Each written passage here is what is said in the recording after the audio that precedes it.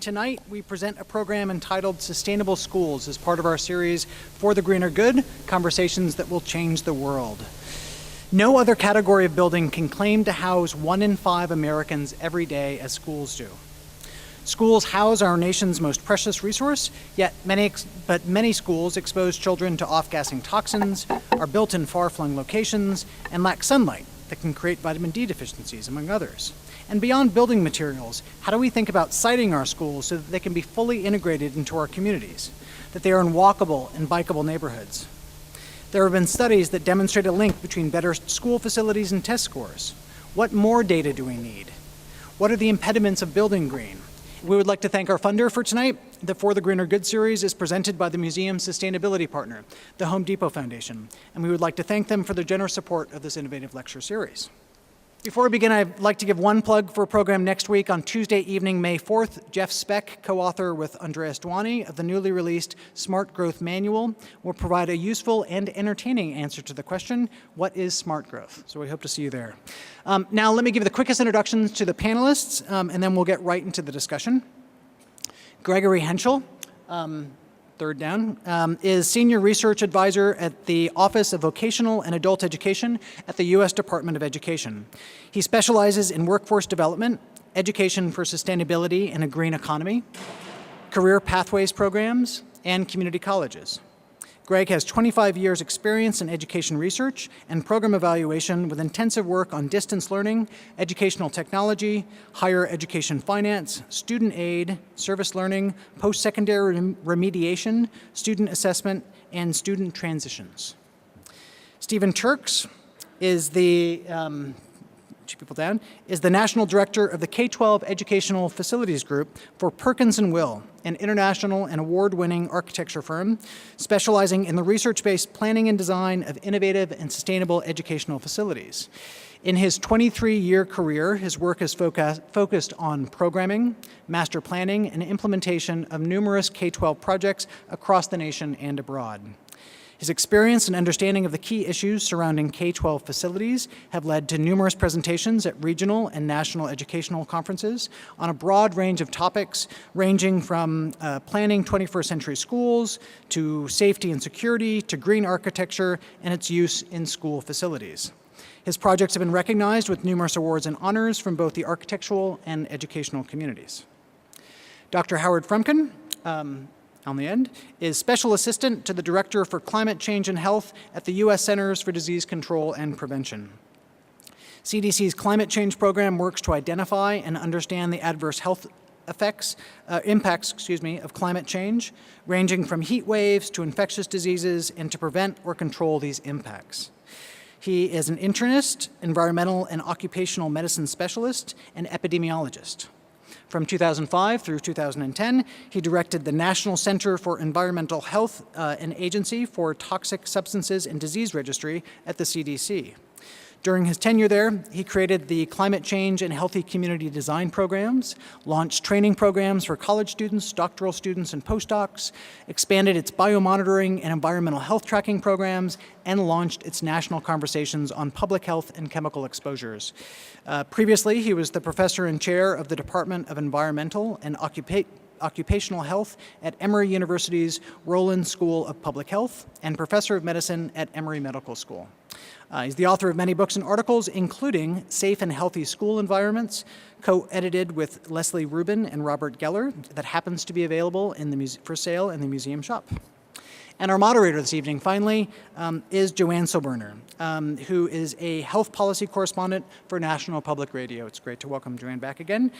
She covers medicine, health reform, and changes in the healthcare marketplace. She has been with NPR since 1992. Prior to that, she spent 5 years covering consumer health and medical research at U.S. News and World Report. In addition, she's worked at Science News, Science Digest, and has freelanced for various publications. She's been published in the Washington Post, Health, USA Today, American Health, Practical Horseman, Encyclopedia Britannica, and others. Please welcome our panel.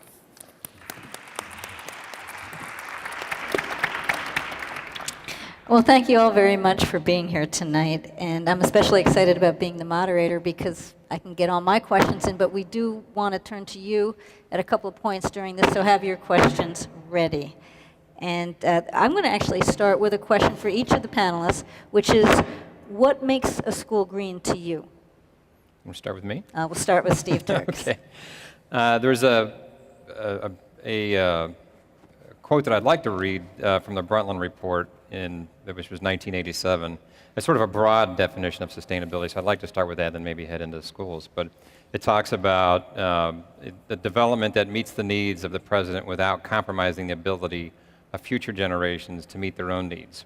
So that's a very broad sort of definition of what it means to be sustainable. But I think a very meaningful one from the standpoint of we need to do good for the folks that are going to come after us. For me, for a school, I think there's a variety of things that we want to focus on and look at that are not necessarily unique to schools. We want to conserve energy. We want to conserve water. We want to think about something that would be unique to school, where we locate our schools so that we promote neighborhood schools and schools that are within walking distance of home, so we're not driving back and forth and spending that type of energy on our schools. But we certainly want to create healthy, engaging learning environments, and at the same time that we're saving energy and saving water, we can use the school as a tool to help teach students about the importance of sustainability. And there's a variety of ways that we can do that. The school building itself can become an encyclopedia of ways to be sustainable, from the types of materials we use, from the way we bring in sunlight, from the way we look at and treat mechanical systems. And we can make those things evident and obvious to students. So there's a lot of things that sort of overlap and begin to interweave when we talk about sustainability relative to schools. What would it look like to me? If I were sitting in a green school or standing outside one, would I know it? You certainly could know it. If we think about daylighting, for instance, it wasn't that long ago. If you go back, dial the time clock back to the 1970s when we were in the energy embargo, we were at that time building schools that had no windows because the prevailing wisdom was that was going to save energy. We know the importance of daylighting in schools, and so if you were looking at a green school, you would see a school that had the proper solar orientation, that had the proper amount of window area in a classroom, that might have unique ways of bringing sunlight into a classroom, whether you're bouncing light off of a sun shelf into reflect off the ceiling and back into the classroom. You might see different types of mechanical systems than you're used to seeing. We built a lot of schools in the 60s that had these funny little boxes on the outside walls that are called unit ventilators, and they're very economical, but they're not so good in terms of indoor air quality, and they're very loud. They're acoustically not so good. So there's many different ways that we can handle mechanical systems. So there's a variety of different things that, if you're looking for it, you can see in a sustainable school. Greg? Well, the points that Steve made are entirely consistent with our view. The physical elements of the school are important and significant for the reasons Steve was talking about. But as an educator, and speaking for the Department of Education, we think of green schools in terms of it having helping students to make connections in a couple ways. One of the important connections that we want students to make is to understand the impact of making personal choices that they make on the common good. And that's an important aspect of, we can call it, civic education. The higher education institutions are doing more of this than anybody in our society. How do you do that with the design of a school? Pardon me? How would the design of a school do that for you? Because if we're creating an environment where we have gone to the trouble of doing all the things that Steve's talking about, all of the adaptations in the environment, I think that goes into the minds of students in two ways. One is there is a healthy and an environment that's conducive to learning, that's healthy and creates a positive environment. And then also, by seeing those features within the school, students begin to, it's an instructional tool for students to see how we're interfacing the human-built environment with nature. So for example, having the solar orientation begins to give students a consciousness of both of the ecological aspect of it, and then each step removed, we learn more about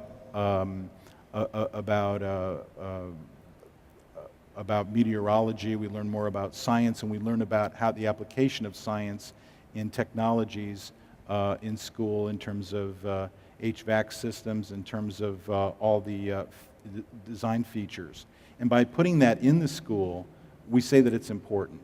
And we give students a chance to value it because we've valued it and put it forward. And Howie, from a health viewpoint, what does a green school look like? Well, from a health viewpoint, what you'd really like to talk about is a green and healthy school. So a green school, most people would think about in terms of performance characteristics, energy efficiency, sustainable materials, reduced waste stream, and so on. A healthy school would be one where the kids and the staff have clean air to breathe, plenty of sunlight coming into the school, plenty of opportunities for nature contact, for physical activity, and you'd know that you were succeeding in that department because people would be healthy. The sweet spot is when you have both healthy and green characteristics. So for example, if indoor air quality is good with a low level of toxins, that's good for the environment, and it's also good for the health of the people in the building. So what we really want to aim for is schools that are both green and healthy. Now, I imagine all of you have to sell these ideas. It's, this really sounds nice and warm and fuzzy and good, but you've got to have data. What kind of metrics do you have, and what kind of metrics do you want to show? And actually, let's go back in reverse order. We'll start with you. What kind of data are there that say that healthy schools, green and healthy schools, make a difference? There's a whole range of health and human impact data in buildings in general and in schools in particular that are really useful and informative and persuasive. So absenteeism among teachers and among students, asthma rates among children in a school, which demonstrably go down when the air quality gets better, sickness among the kids. So those are the health metrics. Then alongside those, you have performance metrics. Kids learning, kids test scores actually get better with better schools. And related human features outcomes like disciplinary problems, which improve when the schools are better built and better operated. Now, any examples here with any of these numbers? Well, for example, we have good data showing that daylighting in schools is associated with better test scores. And we have good data showing that when air quality gets better in schools, asthma rates go down and absenteeism from asthma goes down. And there are data from the educational world showing that when absenteeism is lower, academic performance is better. So we've got kind of a 4 or 5 part causal chain from better school conditions to better attendance in schools to better health and better academic outcomes. These things all track together. Put that all alongside the other kind of outcome data that are important, and that's cost data. Because often if we want to make arguments based on environmental performance or on health, those in and of themselves don't carry the day. But if we can show that it makes good business sense for the school, then you can make a stronger case. So I leave it to the architect to talk about the costs of building green schools, but it turns out that there's a good news story there, because the very things we do for the environment and for health also happen to make good business sense. Well, let's go to you next, Steve, and then Greg, I'm just going to warn you. What I'm going to ask you to do with what both these two people have said is tell me if it's a hard sell as a policy. Or does it go over well? You know, what kind of data do you present when you try and encourage this, and do people accept it? So let's look at the cost data. The cost data. A study that often is referred to quite frequently, it was done in 2006 by Greg Katz. And it looks at, one of the things it looks at is the cost to build a green school. And what he determined after looking at 30 green schools was the cost is in the range of 1% to 3%. So it's about averaging about 2% more than, this is for a new school, a non-green school to build, a green school. What we're finding, though, is even though that data is 4 years old, that it's changed in the last 4 years. We're finding we're very comfortable walking into a school client and telling them that we can build a LEED, USGBC LEED school, a silver-rated, silver certified school at no additional cost than what it would cost to not do that. And so when you look at that and you say, well, if I get all the benefits from green schools, the health benefits, the possible student performance benefits, the energy benefits that from the time the school is built to the time it comes offline 75 or 100 years from now, and you reap the rewards on those energy savings every year, why wouldn't you do it? For us, it's not anymore. It's not that hard of a sell. Do you have anyone turn you down?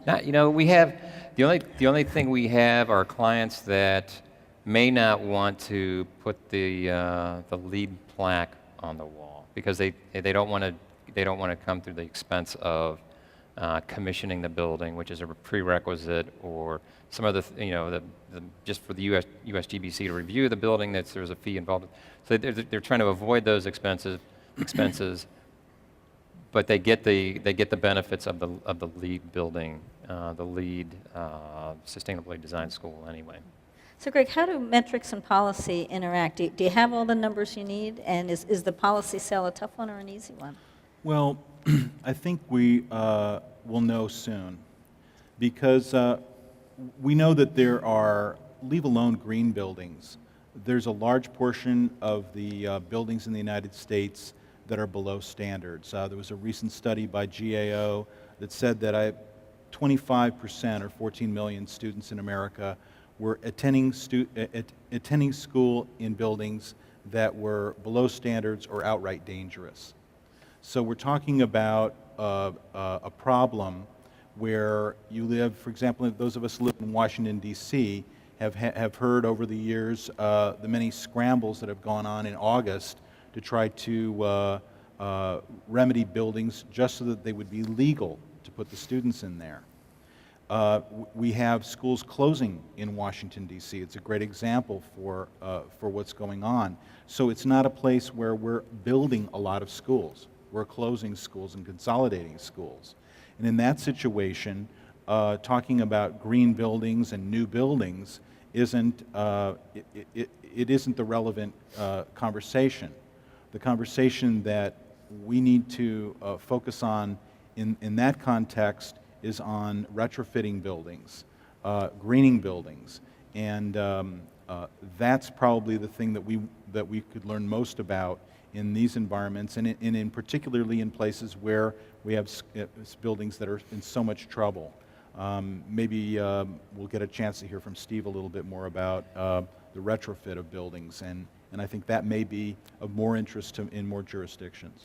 Do you have data on what a green building does to kids' test scores? There have been a number of studies that have come out that have suggested that there's an actual performance increase for students, and those for me to quote those or to sort of champion those studies, we haven't reviewed those and validated those. But I think on some level it's highly plausible. As Howard was saying, if students are sick, they don't come to school, and we certainly know that attendance is correlated with school achievement. Certainly in terms of asthma and indoor air quality, which is a very important issue. And I think Howard touched upon that a little bit more, and I would be interested in hearing more about the research on that.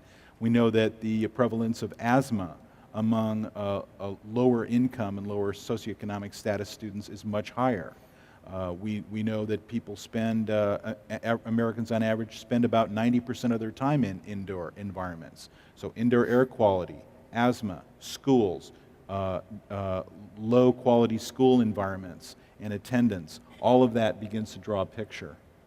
We have some students in the audience. If they were your students to command to go out and do some research, what would you want them to do? Well, I think that's a terrific question, because it kind of brings in the educational side of schools, if you will, that if we're going to train the workforce for the green economy, if we're going to have students who are well prepared in science and mathematics fields to meet the challenges of building the green economy. Then we need to engage students in those subject matter. And one of the most powerful ways to do that is through service learning, through context-based, project-based learning, and to get students involved in trying to help solve problems. So your question suggests the answer, which is that teaching students science and giving them the academic immersion by getting them involved in, for example, studying the air quality of this school, and further to give them the instruction in civics for having them try to help assist and find ways to improve the air quality of their school and learn about the science and learn about society together. And you had brought up retrofitting, and Steve, what are your thoughts there? I think it's a hugely important topic. There's literally tens of thousands of, I think there's 90,000 public schools in this country, somewhere, public school districts. And if you multiply out the numbers of schools that are in each one of those, there's over hundreds of thousands of schools. And so there's been a large school building boom that's taken place over the past decade or so, but the vast majority of our students in K-12 are in existing buildings. The average school in this country is 42, 45 years old, in that range. And so those students don't have the benefit of the sort of technology and the understanding we have about healthy learning environments from when those schools were built. I mentioned unit ventilators earlier, sort of mechanical systems that just sort of blow the outside air in, run it over a heating coil, and blow it right into the room. And along with it comes mold and dust and allergens and so forth. They don't have great filters. So there's huge advances in technology, and so I think it's incumbent upon us when we, not only when we do a new school, but especially when we're looking at those existing buildings, to try to bring this technology, whether we're replacing a roof or replacing windows or changing out a mechanical system, looking at the interior construction of a school for volatile materials that are off-gassing into the school. So we have to not only look at the new school construction, but also existing buildings. And LEED is focusing on that right now. How tough is it to retrofit? It's more difficult than building the new building in terms of getting all the integration of the systems that you can with a blank sheet of paper. But it can be done. We did an entire school district in Minnesota in 1960s vintage buildings where we took those existing mechanical systems out and we put in a very energy efficient displacement ventilation system, which is a very healthy way and actually a more energy efficient way to deliver air into a school. So it took some creative design work to run new ductwork in sort of these low-slung 1960s buildings, but we figured out how to do it. Well, Howard, let me ask you from a health point of view. If parents are sending their kids to a school and by the time it gets retrofitted, it's going to be, their kids will be in college. What can parents do now if their kids are going to a school that they're kind of worried about? It's a great question, Joanne, because we've talked a little bit about building new schools, and we've talked about retrofitting old schools, but the third piece of the story is maintaining and operating the school once it's there. There are ways to do it that are good and ways to do it that aren't so good. So if you look, for example, at cleaning procedures, is the custodial staff bringing in toxic chemicals and using them to clean while the kids are in school, or timing it so that the kids are not around and using the safest chemicals they can? If you look at the maintenance of the HVAC system, are they changing filters as they should, or are they cutting costs there and not changing filters? What are they bringing into the chemistry lab and the arts rooms and so on? Toxic chemicals or not toxic chemicals? So there's a whole series of things that at the operational level can be done in a very health protective way.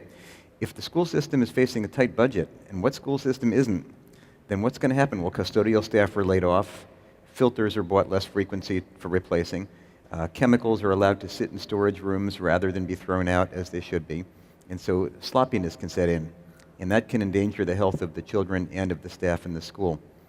We've got very good tools. The EPA website has a wonderful school audit tool where parents can and need to get together with teachers and with staff and with local health authorities and systematically look at the school using health audit tools to figure out where there are opportunities to operate and maintain the school in a more safe way. Do you get the sense that happens? Sorry? Do you get the sense that that happens? It does, yeah. It's actually a more and more used tool. What you really need to be successful at this kind of thing is teamwork. A parent can't do it alone, a teacher can't do it alone, but if there's a collaboration of the various stakeholders, they do better. And what everybody needs to know at the outset is that you don't have to spend a fortune to make the school a healthier place than it is. There are very, very cost-effective and low-cost things that schools can do to reduce the risks to children. Such as? Such as changing out cleaning materials, opting for safer cleaning materials rather than more toxic chemicals, and even doing what we call in the health world primary prevention. That is, if the children wipe their feet before they come into the school, there's less dirt spread in the school, and then less need for frequent cleaning. So sort of upstream interventions that'll reduce the need for hazards in the school. Well, actually, that I think, let's go outside the school a little bit and to a question from Howard from Arlington, Virginia, who sent in his question in advance on the website. And he asked, what's being done to improve the walkability to schools and to reintegrate them back into our communities? And actually, why don't we start with you, Howie, on that? How do you improve the walkability? It's a great question, so thanks to Howard, not only for the beautiful name, but for the question. One of the biggest health problems afflicting our children today is sedentary lifestyles, overweight, obesity, and the complex of conditions that flow from that, type 2 diabetes, cardiovascular disease as they enter adulthood, and so on. So we really need to be thinking about physical activity for kids. Well, a generation ago, a majority of American children walked or biked to school. Now it's a small minority who do that. We've seen a tremendous phase shift in how kids get to school. If you site a school within a community, and if you provide good, safe infrastructure so that children can safely walk or bike to school, and if that becomes a part of their daily routine, then bingo, you've solved the problem of adequate routine physical activity in children's lives. If, on the other hand, you put the school 8 miles from where people live, then no children can get there except by motor vehicle, and you've engineered out routine physical activity from their days. So the placement of a school in a community as part of the fabric of a community, and the provision of good, safe infrastructure so that children can safely walk to school, addressing very reasonable parental concerns that it may not be safe to walk to school, then you can do a great deal for public health of children. Greg, let me ask you, is that something that the Department of Education can get involved in on a federal sense, or is it more of a local issue? And either way, how do parents promote that? Yeah. The Department of Education is not involved with school instruction.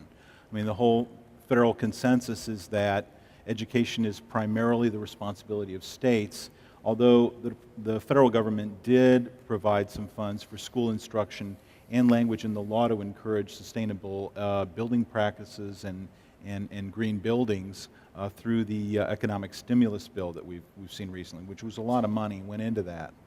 But ordinarily we don't.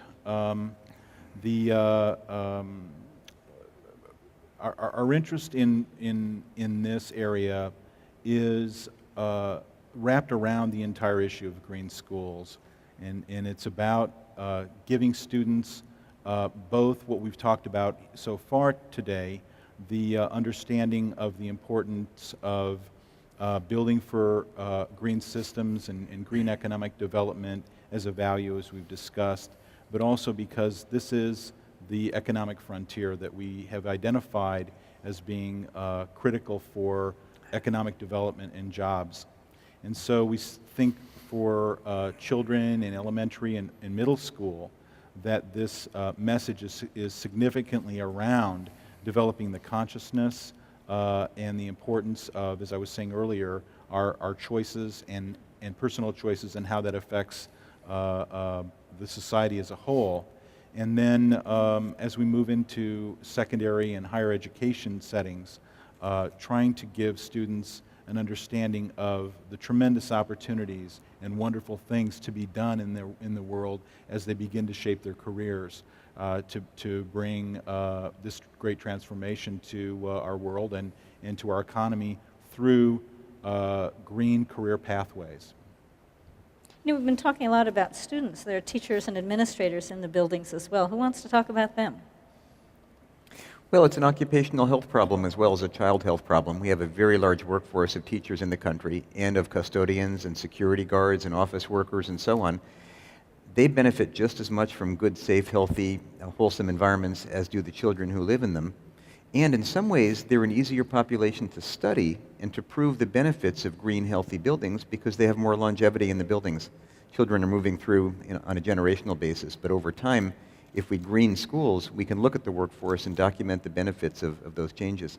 Is anybody doing that? Yeah, we have seen some very nice studies looking at the impacts on the workforce in schools. The best studied output is turnover among staff, absenteeism and turnover. And it turns out that green schools do a better job than not green schools of retaining teachers and of achieving good attendance on the part of the teachers. Steve, what are the enemies of green schools? Why isn't every school today green?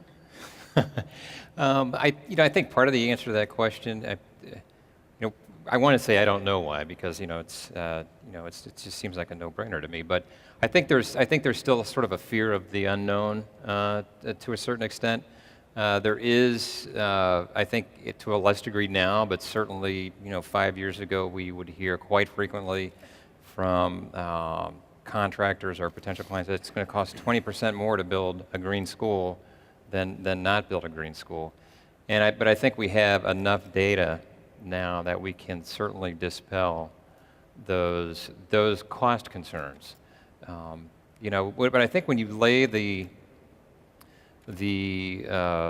all the good that comes out of a green school, both from the standpoint of creating healthy learning environments to saving, operational dollars from the day the school is built to the day it comes offline, you can talk about a huge positive financial impact for a school.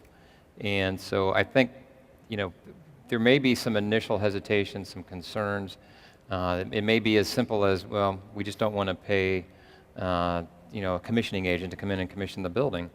And if that's it, then we can certainly work to implement all the green strategies anyway, and perhaps they just don't get the plaque on the wall.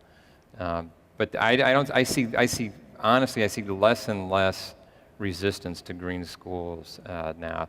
I don't know if the architects in the audience would agree with that, but I don't get a request for proposal from very many schools for a school project anymore, where somewhere in that request for proposal they want to know what your credentials are for doing a sustainable school. So the message is getting out there. That's the good news. More and more schools, school districts, public and private, understand the connection between healthy learning environments and what that can mean for their students and their communities. Well, Greg, what are you seeing at the Department of Education? Are you seeing increased interest, decreased resistance? Is there any resistance? I think that people want this now. I mean, this is my perception, that people want it. And I refer to comments I was mentioning earlier about the retrofit issue being very challenging, especially in these times where we're seeing shrinking budgets and people are cutting school staffs. I mean, this is a very hard time to do this. I was really happy to hear from Steve that the statistics on building green buildings have changed just in recent years. We used to say there was about a 2% cost increment for building to the what's called the silver level within LEED. And Steve was sharing with us that right now the premium is approximately zero. And when you look at the cost advantages for doing that over the life of the building, it's a money-saving strategy. So I'm looking forward to seeing this move more and more into building retrofit through windows, through systems as they get exhausted to bring in more efficient systems. I have an actual example to share along those lines, if I might. We were challenged by Clark County School District, which is in Las Vegas, to design a new prototype elementary school for them that would save, how they came up with this number, I don't know, but 67% more. It would have a decrease in 67% of annual energy use over their previous elementary schools, which met the code for energy consumption. At the same time, reduce construction cost by 20%. So it was a pretty hefty challenge. And What it took was a very integrated, or an early upfront focus on sustainable design, an integrated process where owner, architect, engineer, landscape architect were all around the table talking about the same thing, so that we avoided that sort of traditional pitfall of design the building and then figure out which mechanical system to put in it, because it's a big form driver. But we were able to ultimately save 71% on annual energy usage, and we saved 21% on construction costs. So it's possible to do these at even, there's a hard example. It's under construction right now of a project that is actually going to be very green and reduce construction costs, not increase construction costs. And why don't we just stop for a minute now and see what the questions are from the audience, and that can lead our further discussion. And I think, is there someone with a microphone walking around? If you raise your hand, I bet he'll come right over to you. And actually, if the landscape architects are here, we haven't talked at all about landscape architecture. If one of you has a question you want to ask, that would be especially good. And all the architects in the audience, if you want to ask a little bit about where things are going from their point of view, or if you want to tell us where things are going from your point of view. And if you can identify yourself and tell us what who you are. I'm Fred Truslow with Ellerby Beckett, an AECOM company. I'm primarily a healthcare architect, was lead AP years ago. Don't quite know if I still am, but on the issue of cost, I'd be interested to know what the design cost premium was on the project you just mentioned. But I think that a part of why the resistance is a perceived a resistance to perceived increased workload on the part of the designers, not just the architects, but the engineers and others. But along that vein, I'd be interested in a little bit more elaboration on the cost premium dropping from a low percentage to what you consider none, and whether that includes LEED getting USGBC's LEED accreditation system getting more stringent over this same time period, and the cost on this particular project you just mentioned. Great for question. Design cost. Yeah, there's a lot of questions there. As far as the cost for us to do the work, there's a couple pieces to that, I think. One is there is a cost there because, as we go through the process, there's a lot of documentation, as you know, that needs to happen to be submitted to USGBC so that they can actually certify the project. So there is a cost there that you wouldn't otherwise have if you weren't going to submit all the documentation. And so, that sort of goes along with, the wanting to have the plaque on the wall. As far as the cost for us to actually design in a sustainable way, we don't see that. It's sort of embedded to what we naturally do anyway. And I would go one step further. I think the whole, we certainly are, and I think the design industry, the architecture design industry is moving towards a much more integrated design practice. Instead of the sort of that traditional architect designs the concept up front, mechanical engineer comes in and says, let's do a four-pipe, and we shove a mechanical system. And that's, from a sustainability standpoint, that's exactly the wrong way to do it, because building orientation, mechanical system, all that stuff those are formed. We used to talk about, what are the things that drive the form of the building? Are for a school, the site, the program, and now there's this third one, sustainability, which is a form driver. And so we have to look at that in a very integrated, interdisciplinary way right up front. And if we do that, we find actually that we can get to solutions quicker because those voices are there, and we get richer solutions that are much more informed because we get a lot of different viewpoints and perspectives coming to bear on the same problem. So we find that we get to design better schools that are more innovative from a variety of different perspectives. So we don't see the cost on the design side. We see it on the documentation side, no doubt, but on the actual design process side, we don't see it. And I think I'm probably missing some other questions there, and as I went through my answer. What? The. Could the you pro- repeat his question? Yeah. Sorry. It was additional cost on the project you just mentioned in Clark County with a The 70% drop in energy use and 20% drop in cost of construction. from a design perspective, there wasn't one. You know, we you know, So you say there wasn't one. from a How is the billing function? Does that mean you got paid? well, the building 20% is not less? built Does yet. that It's under mean- construction right now, so I can't.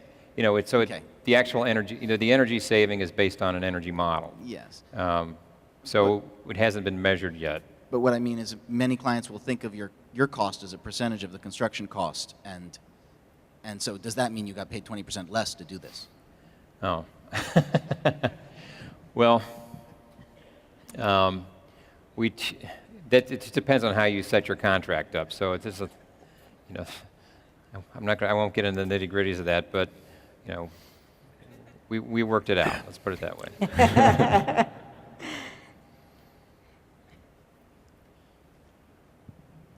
I'd like to hear a clearer description of what a walkable and bikeable school would look like in the context of landscaping.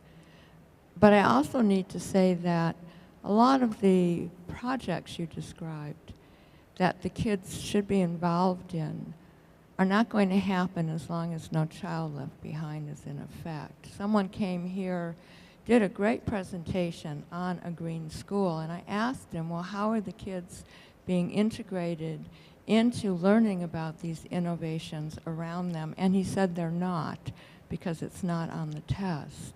Ooh. So I'd like to see more leadership. I mean, I don't hear anyone asking how we put a man on the moon without standardized tests. We did it with the very educational model you're describing.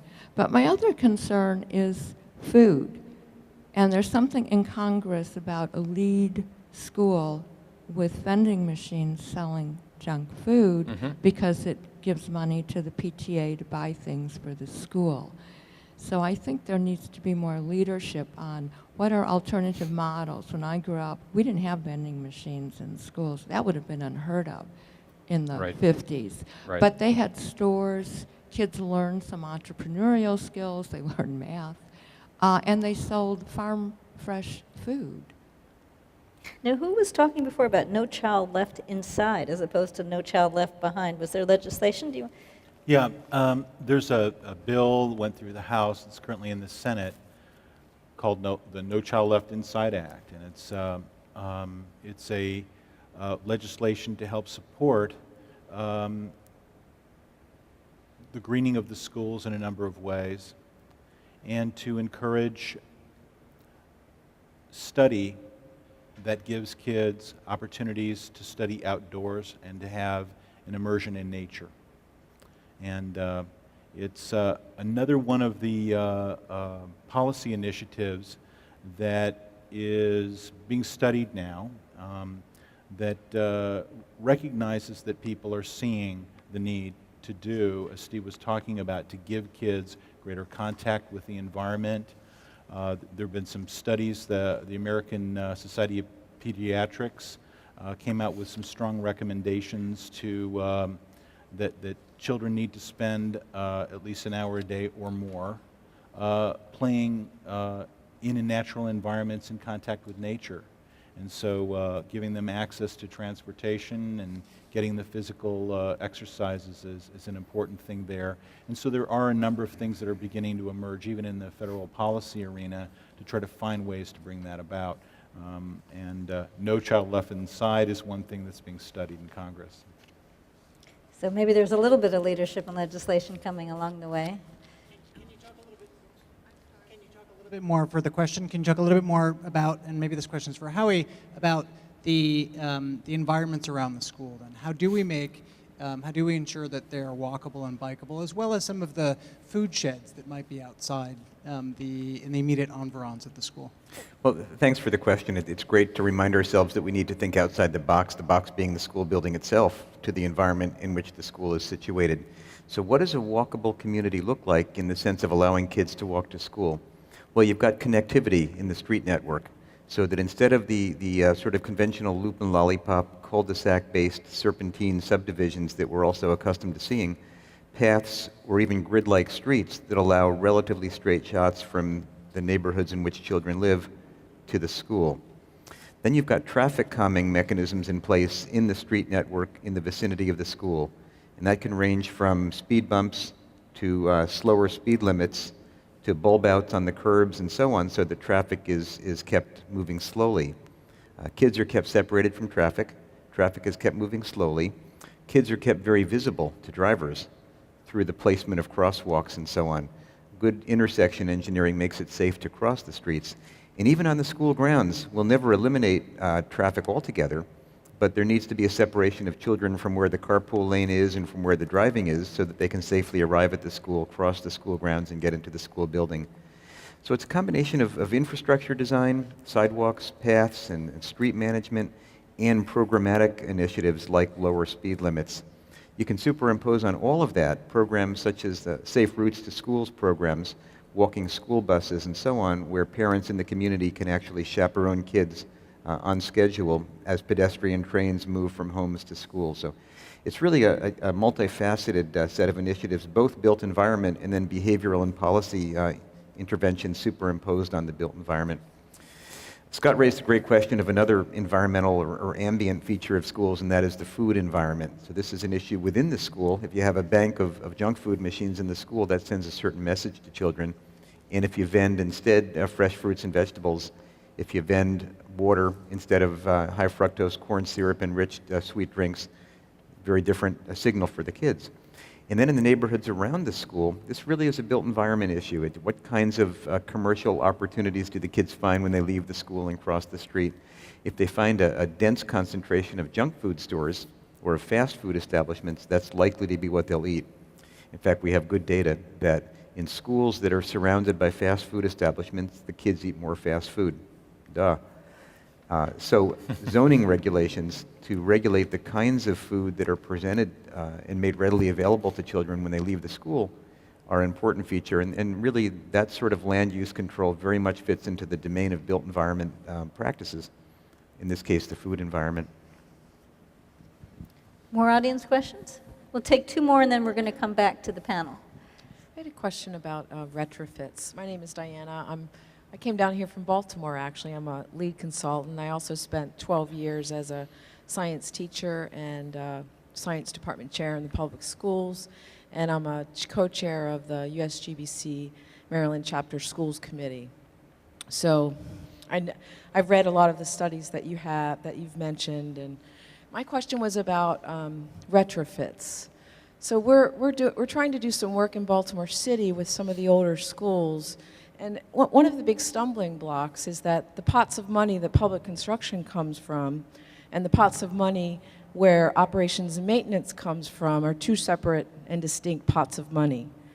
And so it's a really hard sell to say that we're going to increase energy efficiency and you're going to save a lot of money for the life of the school building, which might be 40 or 50 years. And that's also So if you true with had any- health. If you have a healthier school, people are getting less sick. You're saving on the health insurance. That's still a third part of. It's a third pot of money. So that's a great question. How do you convince this guy here to spend some money because it's going to help save the budget of that guy over there? Everybody's looking at me on that one.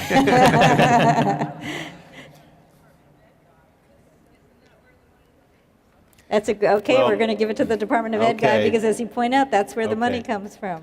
I'll pick it up, and I'm afraid I'm going to disappoint you because, of course, those policies aren't set at the Department of Education at the federal level, and I don't think those are even state policies.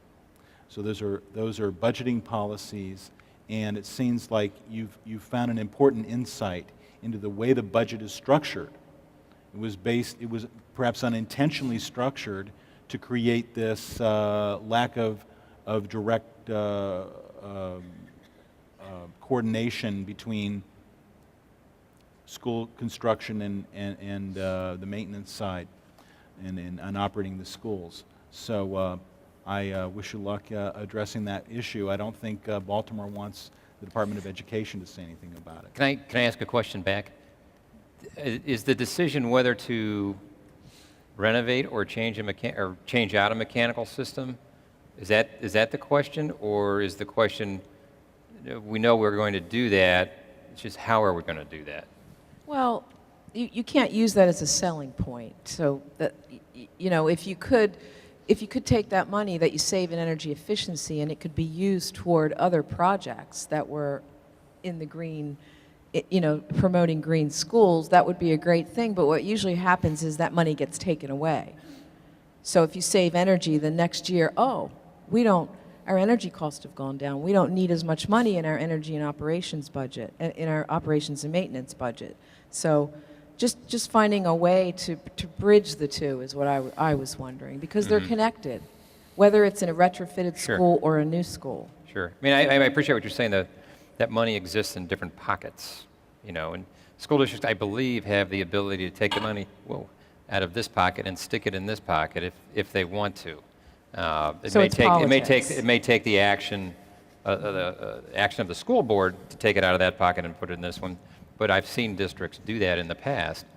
You know, fundamentally, if the need is there to renovate or retrofit a building, I think there's, you know, that's certainly an entree for the conversation about how are you going to go about doing that.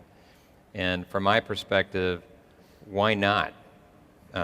You know, why not go about it from a sustainably designed perspective? But if the need is only there for non-green reasons, that the need is there, you know, because the system is failing, to get them to go green, and you know, how do you do that? I'm not sure I have the answer for that. You know, I don't know. I mean, I don't have the answer for that. One more audience question, then we're going to bring it back up here. And then we'll go to audience questions at the end as well, so don't give up. I'm Howard from Arlington. Oh, we have questions here from you. My question is kind of a follow-on to what was just asked, and it deals with the integrated incremental improvements to facilities. I'm just curious what you're finding as far as school boards around the country identifying a facility's needs assessments by doing multi-year assessments to actually identify these things and spread the costs and identify the integration of these improvements into a multi-year budget so it can reasonably be affected and allow for the kind of reallocation of funds that would be there, regardless whether it's for architectural services, study services, during budget years that obviously would make sense to actually achieve what you're ultimately looking for.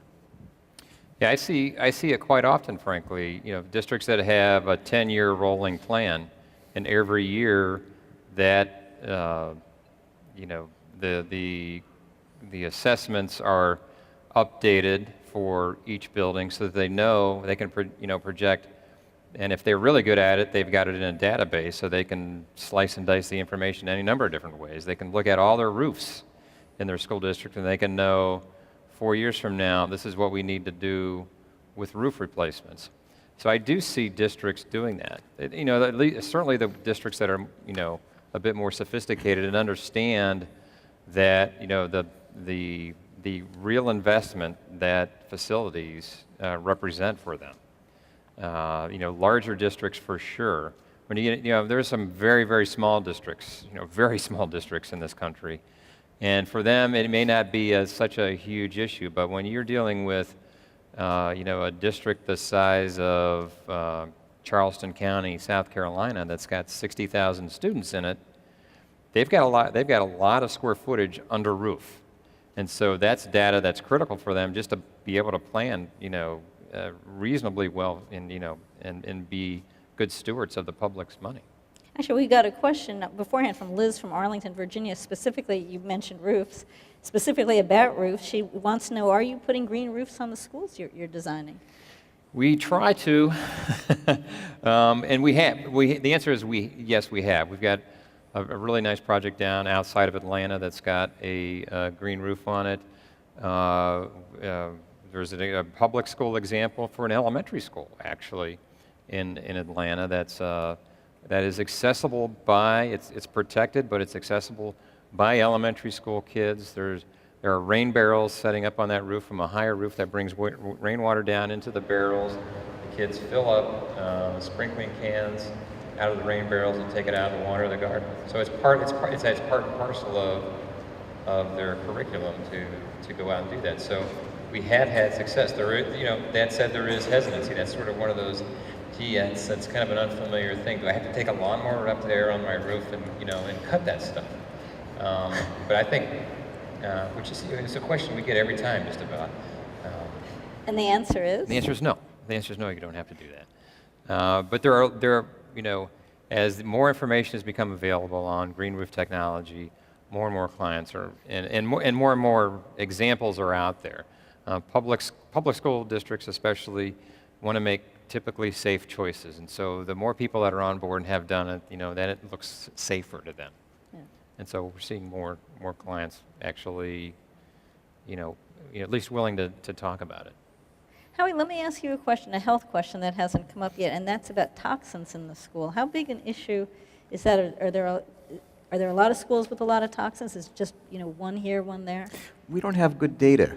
So we do know that there's a set of concerns that's real. Cleaning materials are one source.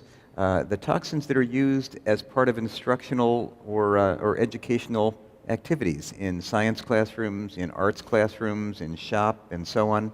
So all of these are potential sources of toxins. And those are what we would all recognize as toxic chemicals. Superimpose on that bad air quality, which is in its own way toxic. And we know that when heating, ventilating, and air conditioning systems don't work optimally, air quality decreases. I want to mention as a kind of a footnote to this point, it goes back to Howard's question on long-term planning. I agree that lots of long-term planning is taking place, but there's also, unfortunately, a lot of examples of short-term stopgap solutions, and by that I mean modular classrooms. By some accounts, up to a quarter of schools in the country are using modular classrooms, sort of what to do when you can't or don't want to implement a long-term plan. Modular classrooms don't necessarily have bad indoor air quality, but sometimes they do. And sometimes when they have decent HVAC systems, they're too noisy, and the people who use them turn them off. And so they don't have to, but they end up with bad air quality. So there's a second category of toxic exposures, straight ahead bad indoor air quality. We don't really have good national survey data on how prevalent any of these problems are. But in the available survey data that we have, like the GAO study we heard about earlier, more than a few schools have one or more of these problems. What can a parent do, or how can a parent know? Well, there's the auditing procedure to take a careful, systematic look at the school to identify these things, and it's actually not hard to discover the problems when they're there. If you actually systematically go and snoop in the science classrooms and find bottles of chemicals that shouldn't be there, you know you have a problem. If you find mercury thermometers in the science classrooms, those need to come out. If you find dangerous cleaning materials in the custodial closet, those need to be replaced. So carefully, systematically looking with the cooperation of the administration, teachers, parents, is the best way to find those problems. And for everyone, there is a simple, available solution. Let's move on to the big picture in the future. We've talked about what's going on now. We've talked about changes that have happened. Schools and communities are more and more open to these ideas. What's the next big idea coming down the line? And I'm going to ask each of you, what are we going to be hearing about next year, the year after, that we're not hearing about now?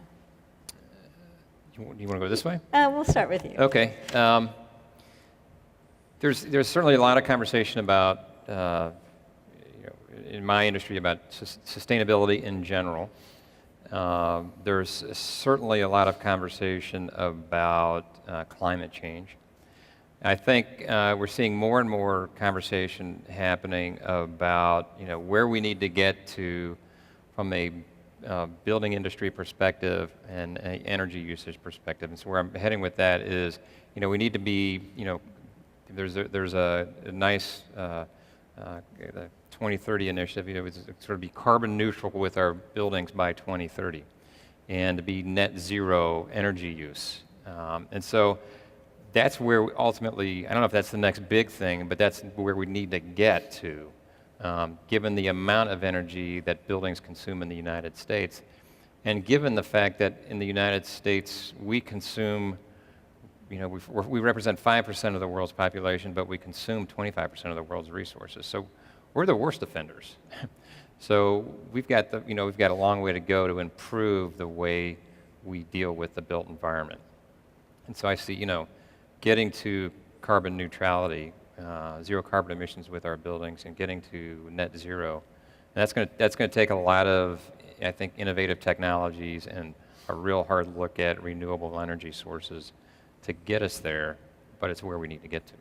And Greg, the next big idea in education?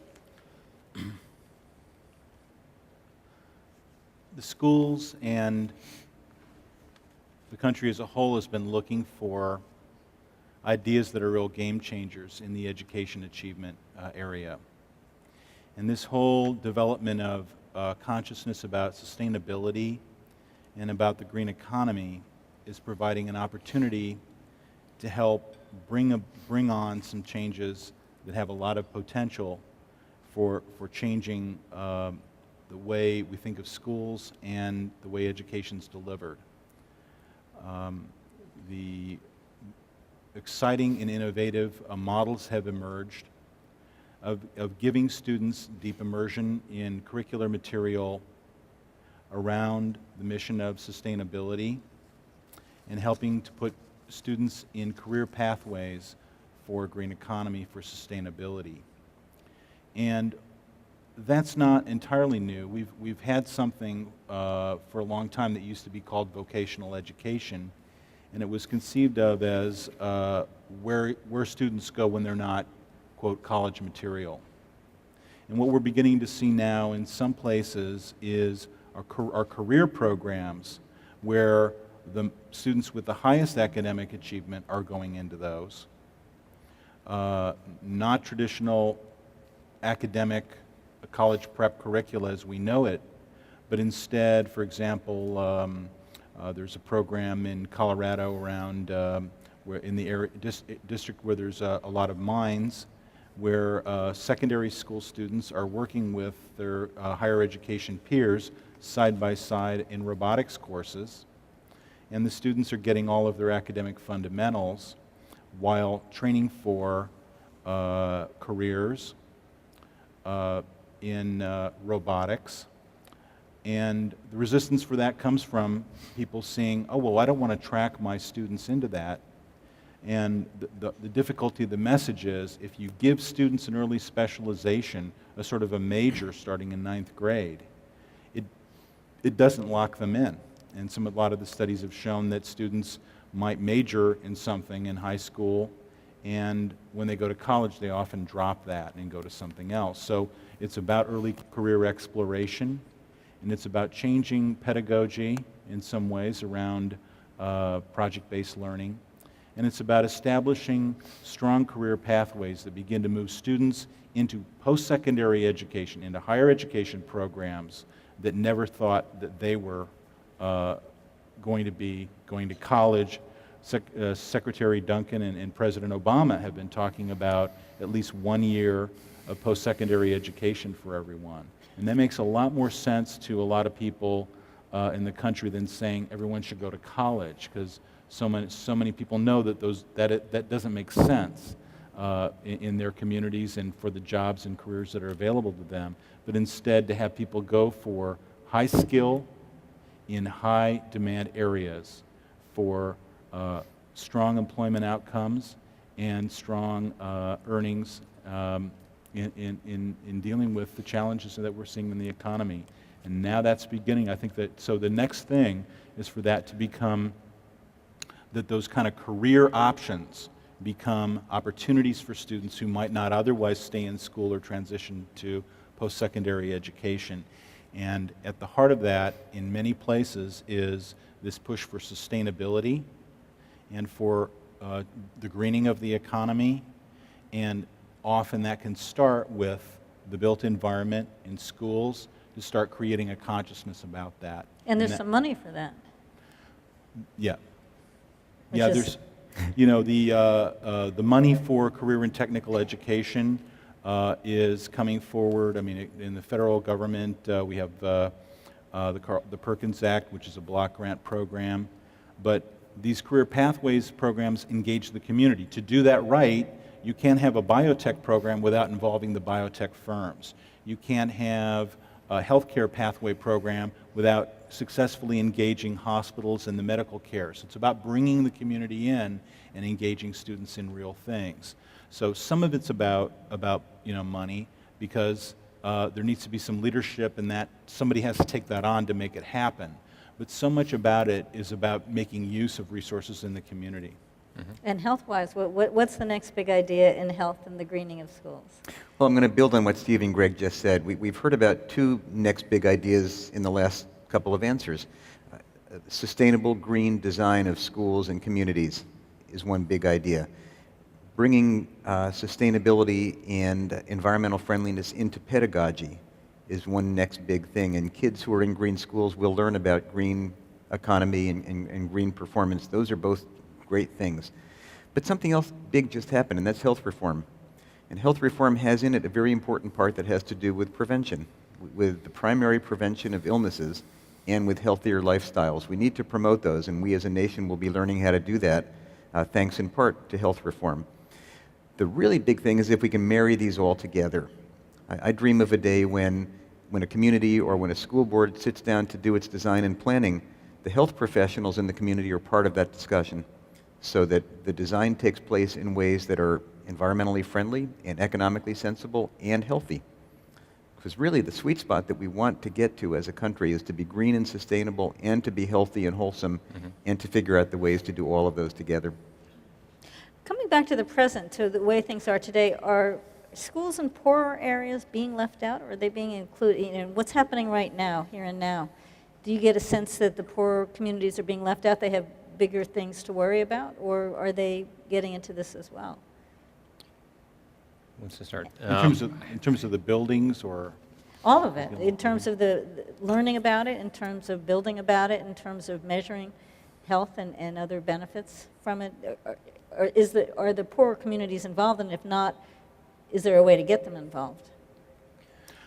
in terms of the education pathways discussion that I was sharing with you, I have a career as a researcher, and so I would hesitate to try to characterize it because I don't think we have good data on that.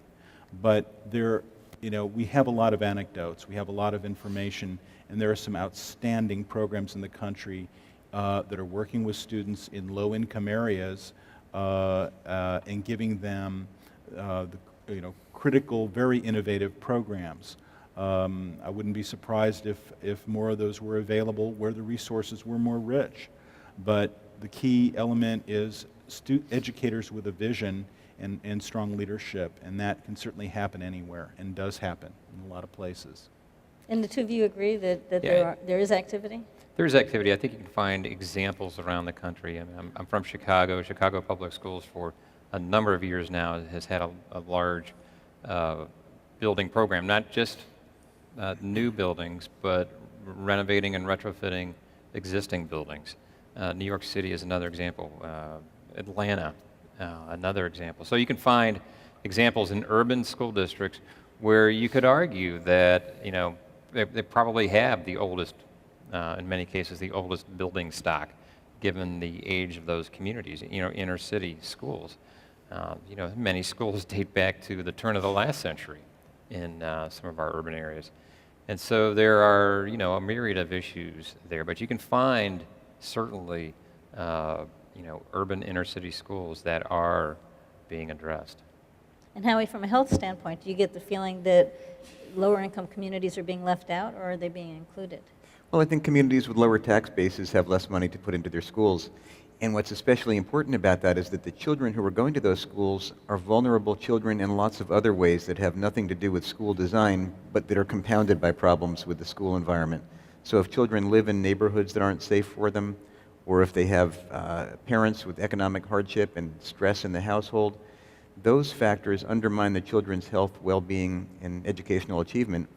And it's all the more important to achieve safe, healthy environments for the kids once they get to school. How much can you mitigate that with a good school environment? Boy, that's a quantitative question for which I don't have a quantitative answer. But we do know that for kids in poor, hard-hit neighborhoods, if the school is a safe place to go, if it's a refuge, if it's a place where they can have good food to eat and be safe and learn, it's a bright spot in their lives. Is there data on that? Data? It's so good that we have a member of the Department of Education here. Not that I'm aware of, no. Yeah. Not that I can Well, tell talk you a little about. bit about asthma in the schools, because that's increasingly a problem in inner city environments. Can a school environment do much for a kid with asthma, or do something bad for a kid with asthma? It's a great example of the interaction of social factors, neighborhood factors, and school factors. We do know that asthma rates are higher in poor children and children of color. We know that part of the reason for that has to do with exposures in the home, with allergens and asthma-causing agents that kids encounter in their homes. We also know that schools can aggravate those exposures by presenting the kids with the very same exposures, or the schools can offer relief by being safe, healthy places. We also know that the schools are venues to educate kids and their families about how to reduce those exposures in the home. So there's kind of a system approach here where if the school is a place that offers good air quality and reduces exposure to things that aggravate asthma, and if while in the school the children and their families learn how to do the same thing at home, that begins to be a system fix for this terrible problem of asthma among poor children. I've got one last question for the three of you, and then we're going to go back to questions from the audience, and we're going to try and finish roughly around 8 o'clock. The last question for each of you is, what are the impediments you see that you'd like to get rid of to move more quickly towards healthy schools for everyone? And Steve, you once again get to go first. Are there impediments you'd like to get rid of? It sounds like you've already gotten rid of one, which is the idea that this is more costly. Any other things out there that are blocking what you're trying to do? Well, cost has traditionally been one of the biggest impediments that we've run up against in our practice. And again, I see less and less resistance. It's still there, but there's less and less resistance, I think, to cost as the driving factor. There's certainly, I think school districts in general are seeing more and more of a relationship between green schools and the possibility for academic performance. There's certainly, I think, more research, maybe not an impediment, but something that would actually help the cause, is maybe another way to reframe the question. There's more research that we could use, I think, that, if we can have, whether it's indoor air quality or thermal comfort or any variety of things that we're trying to do with sustainable schools, if we can get that research that really directly points to student performance. Because at the end of the day, that's one thing that gets every school board's attention because of No Child Left Behind. Everybody is focused on those test scores, and so if we can show the sort of causal relationship between good indoor air quality and student performance on a test score and isolate for that, that would be huge for us. There's, the daylighting study is a good one. There are other studies from other industries that we can sort of correlate into schools. There's a lot of studies on worker productivity in businesses where the work is similar to the work that gets done in schools, that we can sort of say, and we can bring some of those conclusions over to schools. But we do need more research and data, I think, on directly in the school environment. So there's great opportunities to do that. There's still new schools being built. We're moving a population from an older school that's maybe coming offline into a new building. Great opportunity to measure, because you're dealing with the same teachers and the same kids, perhaps. So maybe not removing an impediment, but putting, sort of greasing the wheels, if you will, would be to have more research and more data. Greg? Well, it's an interesting question because there's so many things to choose from, but I've spent my life, my work life involved with research, and I've seen the power of high-quality research to establish the significant value of some new approach. And I think, as with what Steve was saying, we're in a time where very good models are there. It's not hard to go and find now exceptional, heroic examples of transformed buildings and see the benefits there. And in terms of the associated educational aspects, there are also phenomenal examples out there that you can find and to demonstrate a new vision. what we don't have yet, and I do think we need, is also the research to show in a rigorous scientific fashion that certain types of approaches and combined with with the school environment and the related pedagogy and the vision, as I was discussing earlier, has the reliable transformational effect that we want. We certainly have a whole lot of reason to believe so, but it isn't going to move federal policy, and it's not going to move budgets until we have much better data to demonstrate the results. And Howie? Well, boy, I'm shocked. Steve and Greg both talked about the need for research data as the biggest impediment, and I'm a researcher. My motto is more research is needed, but I'm going to give a very different answer. I think that the biggest impediment is a lack of vision and leadership at the school system level. And I think one of the reasons for the lack of vision and leadership is that budgets are tough. And tough budgets corrode vision and leadership. People stop dreaming big when the budgets are so tough. So the combination of supporting vision and leadership at the local level with providing tools that are affordable and best case examples, best practices that have been put into place so that people can dream big knowing that there really are feasible things that they can do. I think, not that we don't need more research, we do, but we know enough to act in many cases. And what stops us from acting isn't that we need more data. What stops us from acting is that lack of vision and leadership, perhaps compounded by a lack of knowledge of affordable, feasible, within reach solutions that are available already. Okay, so let's take it back to y'all and see who's got questions. And if you could raise your hand. And also remember to tell us who you are or what you do, just so we have a sense of it. Hi, I'm Randy Davis. I'm an architect with Burt Hill. Retrofits, we could talk for hours about that. One of, time and money, constant challenge. Often retrofits are done as summer blitzes on a number of schools. School assessments are done of existing materials, and there'll be floors with, asbestos tile. It's the biggest concern that I see, and they want to do a summer blitz, and because of time and money, they want to cover it up.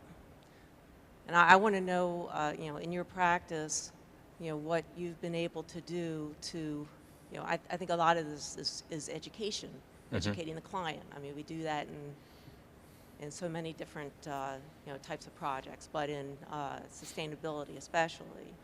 How have you been successful in educating the client to see that encapsulating a floor that maybe has 2 layers of vinyl asbestos tile is going to create a bigger cost down the road because everything's going to be seen as an asbestos-containing product, and to use that money, most economically and efficiently.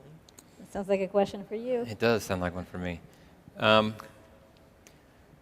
As far as from a timing perspective, I think it's my experience is sort of mapping out this is going to get really maybe diving into the weeds, but mapping out the sequence in which things need to happen. We've done things like, if we know it's a summer blitz and that's an issue, maybe we can at least get the vinyl asbestos tile out of the building over spring break. The kids may be walking on concrete for the last quarter of the year, but at least it's out of the building, if that's a schedule impediment. But there's certainly, we can certainly, try to educate the clients in terms of the hazard that is vinyl asbestos tile. I mean, we all know that asbestos is not necessarily a good thing. If the tile is, I think, the environmental experts would tell you if the tile is in good condition and it's not peeling, and it's probably okay. It's from their perspective, it's okay to cover it up. Then the question is, what are you going to cover it up with? And so then we can get into that hard surface versus carpet debate from many different vantage points, educationally, from sustainability. What's better, and depends on who provided the funds for the research. That if it was the Carpet Institute that funded the research, then guess what? Carpet is probably okay. So I think it's, and those are conversations we have with our clients. because it's easy to find one thing that's great about the internet and one thing that's not so great about the internet is it's easy to find the information now, and you can find any different viewpoint you want out there.